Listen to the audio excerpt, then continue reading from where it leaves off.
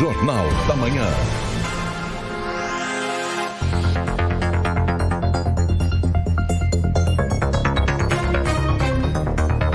5h59. Repita. 5h59. Bom dia, bem-vindo. Começando o Jornal da Manhã para todo o Brasil. Rede Jovem Pan e na transmissão digital por imagens na internet. A Jovem Pan é a rádio que virou TV. Não se esqueça, baixe o Panflix. Todo o nosso conteúdo disponível para você. Nós estamos juntos nesse sábado de muito frio aqui no centro-sul do país. Adriana Reide. Oi, Adriana. Tiago Berraich, bom dia para você e para todos ligados com a gente aqui no Jornal da Manhã. Obrigada pelo carinho. Sábado de friozinho e o último dia do mês. A partir de amanhã já estamos no segundo semestre de 2021.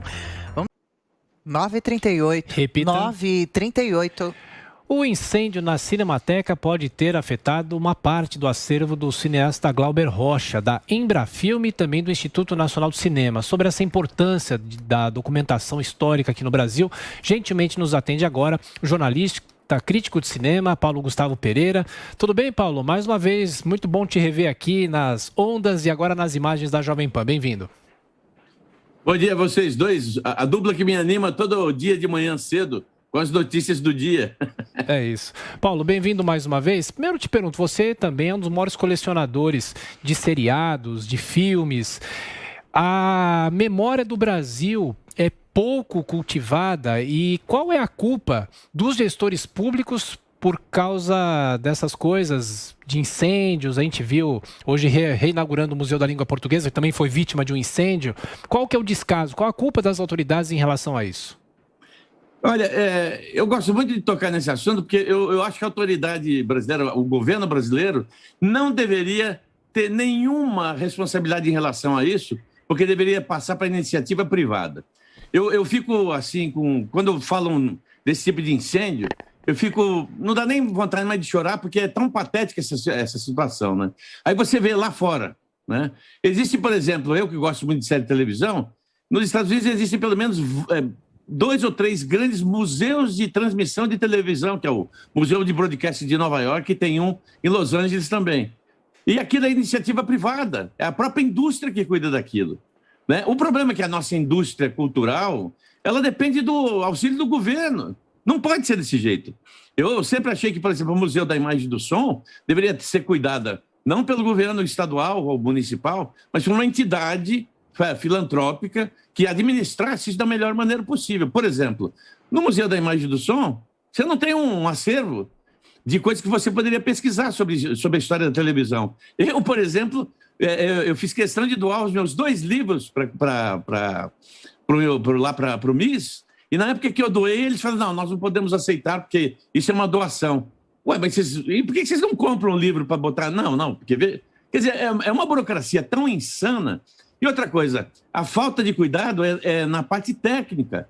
Todo mundo sabe, todo mundo que lida com cinema sabe que você não pode deixar em qualquer tipo de arquivo, né, qualquer tipo de galpão, películas. A película é altamente inflamável. A Hanna-Barbera perdeu metade do acervo no final dos anos 70 porque deixou num arquivo qualquer, né? Teve combustão espontânea, como aconteceu também na Cinemateca em 2016, porque o tipo de material tem que ser guardado de uma maneira muito diferente do que a gente costuma guardar filme. A MGM, por exemplo, nos Estados Unidos, arrendou uma mina antiga de sal. Todo o acervo que ela tem dos negativos originais está numa mina de sal, porque lá é tudo seco. Então não tem problema de explosão, de repente, por causa do acervo. Então, a minha opinião é simples. Todo o acervo brasileiro, a nossa memória que está se perdendo cada dia mais, devia estar na mão de particulares, em acervos como o Museu de Broadcast. O MIS deveria ser uma entidade privada, não governamental, para poder fazer exatamente isso. Cuidar daquilo que a gente está perdendo, a memória. José Carlos Bernardi, a sua pergunta. Ok, Paulo, parabéns pelo teu trabalho aí, pela tua opinião também. Compartilhe com você, acho que tem que ficar realmente na mão da iniciativa privada, até porque também ela não fica livre, né? Porque incêndios da TV Globo, incêndios na TV Record, se perderam aí muitos dos registros históricos da televisão brasileira. Agora, é possível também se digitalizar todo esse material, se digitalizar e colocar em redundância isso em arquivos digitais. Isso também faz com que se proteja todo esse acervo cultural. E perder obras como que nós perdemos aí, a gente nem sabe o que queimou e o que não queimou, né? Ainda nós não temos noção do que foi esse estrago, esse prejuízo para a cultura nacional, não é, Paulo? Pois é, e esse é um outro problema. Você falou aí das emissoras de televisão, né? A Bandeirantes também teve incêndio. Todos esses incêndios são muito complicados, porque está na cara que é falta de profissionalismo, tá? Por mais que tenha sido incêndio criminoso ou não, precisa tomar conta. O SBT, por exemplo, você falou de digitalização, já tem um projeto que tem há 10 anos, tá vendo? Eles estão digitalizando tudo quanto é coisa que eles têm. Agora, isso é uma parte da história da televisão. O ano passado foi comemorado 70 anos da história da televisão. Qual foi o grande evento que teve para comemorar? Nenhum. Porque, infelizmente, a gente fica naquela redundância, isso é ridículo, né? Que a história da televisão é a Rede Globo, e não é. São 70 anos, tem a Tupi, tem a Bandeirantes, tem a TV, até a própria TV Cultura, né? Tem tudo isso. E agora, uma coisa eu aprendi durante todo esse tempo, que é muito curioso, né? Você também não pode deixar acervos importantes na mão da própria emissora, porque ela não sabe o que fazer com isso. Ela simplesmente deixa por lá. O exemplo típico, TV Cultura. TV Cultura tinha um acervo com todos os Vila Sésamos, perdeu um monte de coisas. Naquela coisa, não, precisamos apagar... diga lá. A TV Manchete, Paulo, me permite, a TV Manchete que quebrou tem um acervo de novelas fantásticos que está lá na massa falida, sendo cuidado, ou melhor, não sendo cuidado, e ali pode se perder muito da nossa cultura também, porque tem novelas como Pantanal, sabe? Tem Chica da Silva, novelas excelentes da TV Manchete que estão num arquivo, não se sabe como. Pois é, e aí você tem a TV Cultura, que tem uma boa parte do arquivo da Tupi, né, lá no sabe lá Deus em que condição. E assim, é assustador esse tipo de coisa, porque vai se perder, ninguém vai fazer nada com isso, e mais uma vez nós vamos ficar, daqui a 50 anos, assim, a TV Cultura tinha alguma coisa? Tinha o acervo da Tupi, tinha uma parte do acervo da Manchete, né? Estão tomando conta, mas isso não quer dizer nada. E todos esses acervos, e eu aprendi isso com um documentarista da BBC. Ele falou, as emissoras não têm capacidade de fazer isso, eles não querem fazer isso. E outra coisa, eles aproveitam o resto do que sobrou, apagam o material, é lenda urbana, mas eu acho que aconteceu mesmo, o J. Silvestre mandar apagar metade dos jogos de futebol que tinham lá na Tupi para poder aproveitar videotape, porque não tinha dinheiro para comprar mais. Então, hoje, olha que loucura. Onde é que está o acervo de muitas emissoras? Está no YouTube. Alguém miraculosamente pegou um videotape, passou para digital e jogou no YouTube para poder salvar esse tipo de coisa. Eu já vi, a gente vê, né, programas de televisão da Globo antiga, até mesmo da antiga TV Rio, trechinhos de 2, 3 minutos que se salvaram. É o único registro que tem.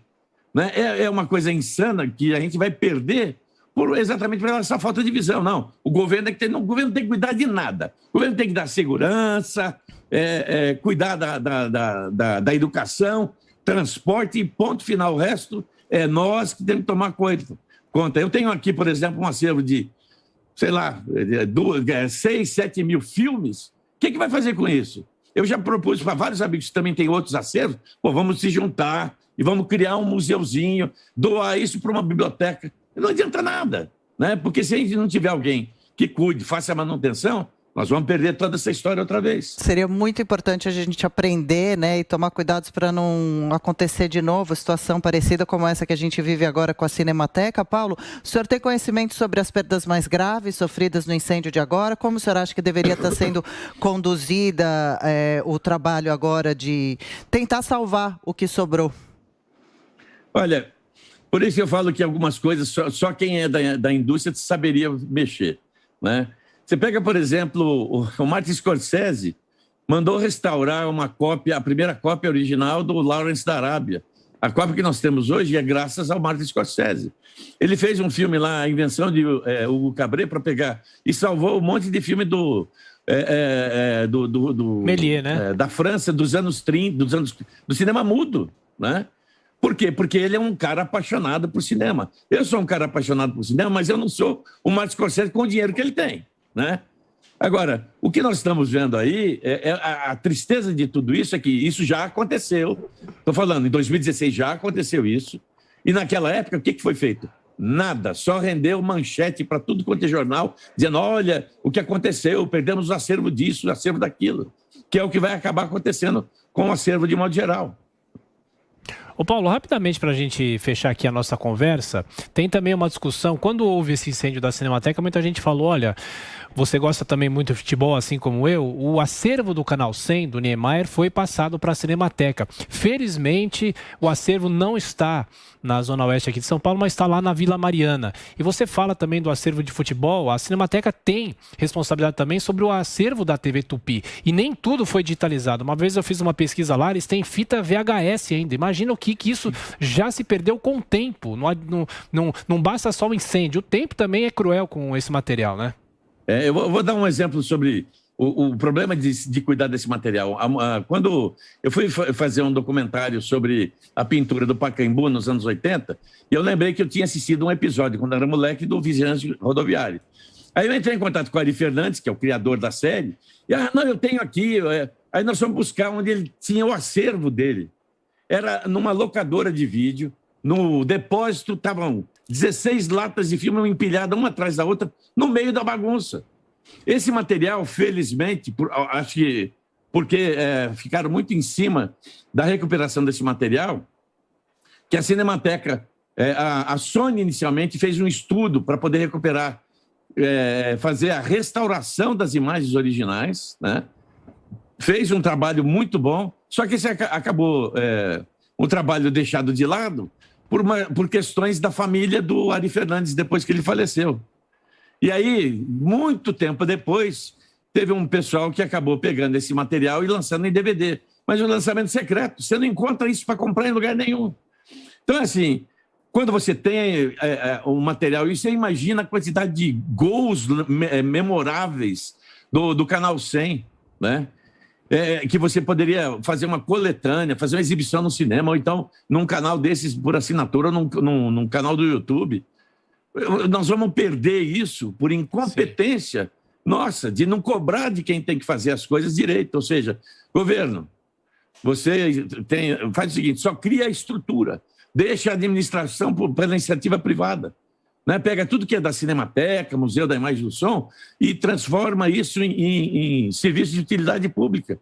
Porque, caso contrário, nós vamos perder muito mais do que simplesmente gols, séries ou novelas de televisão. Sem dúvida. Jornalista Paulo Gustavo Pereira, mais uma vez, obrigado pela atenção, pela gentileza. Bom fim de semana, até a próxima. Um abração. Outra para vocês todos. Valeu, 9h50. Repita. 10 para as 10.